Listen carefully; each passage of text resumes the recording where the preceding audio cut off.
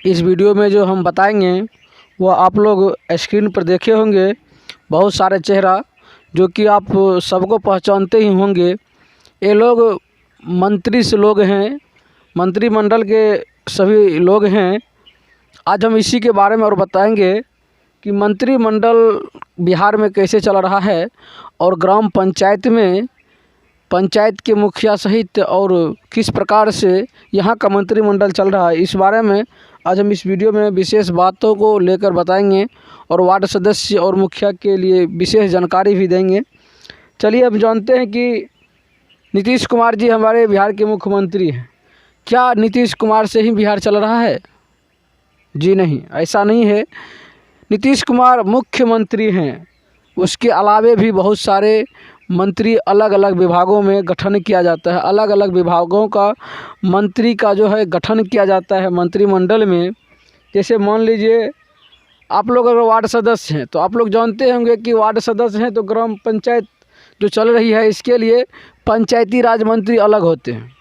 अभी पंचायती राज मंत्री मुरारी कुमार गौतम जो हैं, उसके बाद आप जान रहे हैं कि SC/ST कल्याण मंत्री भी हमारे रत्नेश सादा बाबू हैं। उसके बाद बहुत सारे ऐसे मंत्री हैं, ठीक है ना, जो कि इस मंत्रिमंडल का गठन होता है और अलग अलग विभाग को देखते हैं। सभी लोग अलग अलग विभाग को देखते हैं।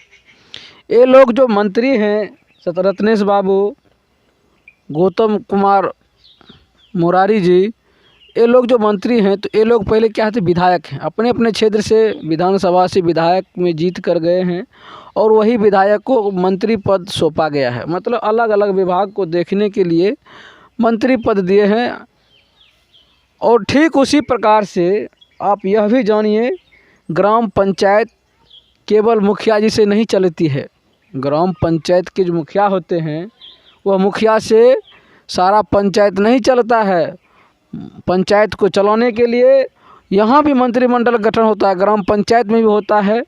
यहाँ इसका नाम अस्थाई समितियों के रूप में दिया गया है। आप जानिए ग्राम पंचायत की अस्थाई समितियाँ जो कि पंचायती राज अधिनियम के धारा 25 का रहा है। अब उसको देखिए, यह ग्राम पंचायत की अस्थाई समितियाँ हैं जो कि ग्राम पंचायत की अस्थाई समितियाँ 6 होती है। मतलब 6 गो जो है अस्थाई समिति बनती है मुखिया सहित। आप जानिए यह 6 मुखिया सहित मुखिया उप मुखिया वार्ड सदस्य मिलकर यह 6 मंत्रिमंडल गठन होता है, अस्थाई समितियां गठन होता है। उसी अनुसार से पंचायत चलती है। चलिए हम आपको बताएंगे यह 6 समितियां क्या होती है। वार्ड सदस्य लोग को, बहुत सारे वार्ड सदस्य को यह पता नहीं होगा कि यह अस्थाई समितियां के बारे में, अस्थाई समितियां क्या होती है। तो आप लोग जान लीजिए, आप लोग भी किसी न किसी अस्थाई समिति का अध्यक्ष बने होंगे, लेकिन आपको पता नहीं होगा। अगर पता है, जिन को पता है तो हमें कमेंट कर बताइए। और जिनको पता नहीं है कि आप किस अस्थाई समितियां का अध्यक्ष हैं या सिर्फ वार्ड सदस्य ही रह गए हैं, तो आप हमें यह भी कमेंट कीजिए। अगर आपको मुखिया जी द्वारा और ग्राम पंचायत के पंचायत सचिव द्वारा अगर आपको ग्राम सभा में इस चीज़ का पारित नहीं किया गया, इस चीज़ का जो है इस समितियां गठन नहीं किया गया है, तो उस चीज़ को भी आप हमें कमेंट में बताइए। हम आपको बताएंगे कि यह समितियां के गठन कैसे होती है, मानी कि ग्राम पंचायत के अस्थाई समितियां गठन आप कैसे करेंगे और इस प्रकार होंगे। और आप अपने अधिकार को समझिएगा तब ना। आप अपने अधिकार को समझिए। आप अपने अधिकार को अगर वार्ड सदस्य लोग समझ जाएंगे तो शायद आप लोग बहुत कमेंट करते हैं कि मुखिया जी मनमानी करती है, मनमानी करते रहते हैं, मुखिया जी मनमानी से सारा योजना करता। जी नहीं, अगर आप अपने स्थान पा जाइए ना, अपने अधिकार को जानिए ना, अगर आप अपने अधिकार को जान जाइएगा तो शायद मुखिया जी मनमानी नहीं कर पाएंगे। चलिए विशेष रूप से आज हम इस वीडियो में ग्राम पंचायत का अस्थाई समितियां के बारे में बात करेंगे। तो यह जानिए, ग्राम पंचायत की अस्थाई समितियां 6 होती है। यह 6 समितियां से ही पंचायत चलाई जाती है। तो जानिए, पहला है योजना समन्वय एवं वित्त समिति। इस 6 स्थायी समिति में पहला है योजना समन्वय एवं वित्त समिति, दूसरा है उत्पादन समिति, और तीसरा है सामाजिक न्याय समिति, और चौथा है शिक्षा समिति, और 5वां है लोक स्वास्थ्य परिवार कल्याण एवं ग्रामीण स्वच्छता समिति, और 6ठा है लोक निर्माण समिति। यह 6 समिति के अंदर ही पंचायत चलती है या पंचायत चलाने के लिए यह 6 अस्थायी समिति का गठन किया जाता है। लेकिन बहुत सारे जगह मुखिया जी और पंचायत सचिव के द्वारा गठन तो मन ही मन कर लेते हैं, लेकिन इस चीज़ को जानकारी किसी भी वार्ड सदस्य को नहीं देते हैं कि आप इस अस्थायी समिति का अध्यक्ष हैं, तो आप इस अस्थायी समिति का अध्यक्ष हैं, आपको इस विभाग को देखना, आपको इस विभाग को देखना, ऐसा कुछ नहीं करते हैं। बहुत सारे पंचायतों को हमें फ़ोन आ रहा है, कंप्लेन आ रहा है, मतलब कि जो है बहुत सारे पंचायत में अस्थायी समिति गठन कर लिया, लेकिन किसी वार्ड सदस्य को अभी तक पता ही नहीं चला कि कैसे हुआ। यह अपने मन से मुखिया जी और पंचायत सचिव लगभग अपने हिसाब से कर लेते हैं, जो कि मुखिया जी को भी चाहिए, ग्राम पंचायत को भी चाहिए कि मतलब वार्ड सदस्य को इस चीज़ की जानकारी देना ज़रूरी है। चलिए अब हम बात करेंगे इस 6 अस्थायी समिति में से मात्र एक अस्थायी समिति पर, क्योंकि वीडियो बहुत लंबा हो जाएगा इसलिए हम एक अस्थायी समिति पर बात करेंगे। तो चलिए हम इसमें से मात्र शिक्षा समिति के पर हम बात करते हैं। शिक्षा समिति पर हम बात करते हैं। यह शिक्षा समिति होती क्या है? इस समिति के जिम्मे मुख्यतः प्राथमिक विद्यालय यानी कि प्राथमिक शिक्षा हो, माध्यमिक शिक्षा हो एवं जन शिक्षा, पुस्तकालय एवं सांस्कृतिक कार्यकलाप हैं। यानी कि शिक्षा से जुड़ी आपके पंचायत के अंतर्गत जितने भी शिक्षा विभाग से जुड़ी है, आप सबका अध्यक्ष हैं।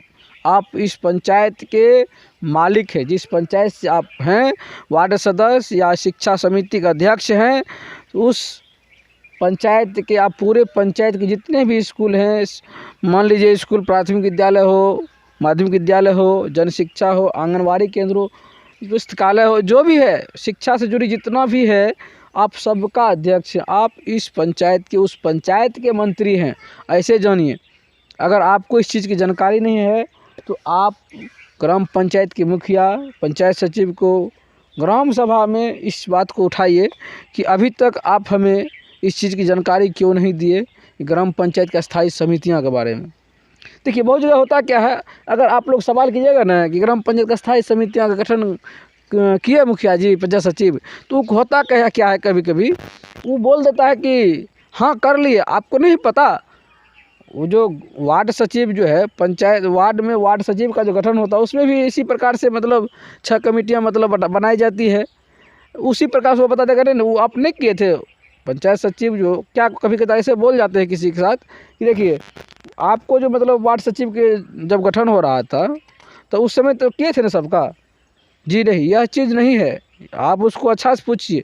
पंचायत के लेवल पे जो है, पंचायत में शिक्षा समिति कौन है, कौन वार्ड सदस्य है और किसे बनाए हैं, आप हमें लिखित में दीजिए, मौखिक में बताइए, ठीक है। उसकी जिम्मेदारी होगी। मान लीजिए आप शिक्षा से जुड़ी जो भी योजना होगा, वह जिस भी बात को शिक्षा से लेकर किया जाएगा या पंचायत में होगा, उस बात को लेकर, उस कार्य को लेकर वह शिक्षा समिति का अध्यक्ष जब तक साइन नहीं करेंगे तब तक वह योजना या किसी प्रकार की शिक्षा से जुड़ी कोई भी बात पास नहीं होगा। इसलिए आप अपने अधिकार को जानिए। वार्ड सदस्य महोदय, हम आप लोगों को बार बार कहते हैं, आप अपने अधिकार को जानिए कि आपको बहुत बड़ा जिम्मेवारी है ग्राम पंचायत में, बहुत बड़ा भूमिका मिला है, बहुत बड़ा आपको पावर है अपने पंचायत में। आप पंचायत की जनता का भला कर सके, उसका हर संभव मदद करें। और आप यह नहीं जानिए कि हम एक वार्ड सदस्य हैं, हम एक ही वार्ड के हैं, नहीं। आप तो यह जानिए कि सबसे पहले आप ग्राम पंचायत सदस्य हैं, उसके साथ ही साथ आप किसी भी अगर अस्थायी समिति का अध्यक्ष है तो आप पूरे पंचायत में आपका कार्य होगा, पूरे पंचायत का है, आप पूरे पंचायत के ऊपर काम कर सकते हैं। चलिए अब हम विशेष जो हैं इस अस्थायी समिति के गठन के बारे में अगर आप लोग कमेंट करके हमें बताइएगा कि कैसे होता है अस्थायी समितियां गठन, तो हम उस पर विशेष रूप से एक वीडियो बनाएंगे और आप लोगों को बताएंगे। और मिलते हैं अगले वीडियो में, तब तक के लिए जय हिंद।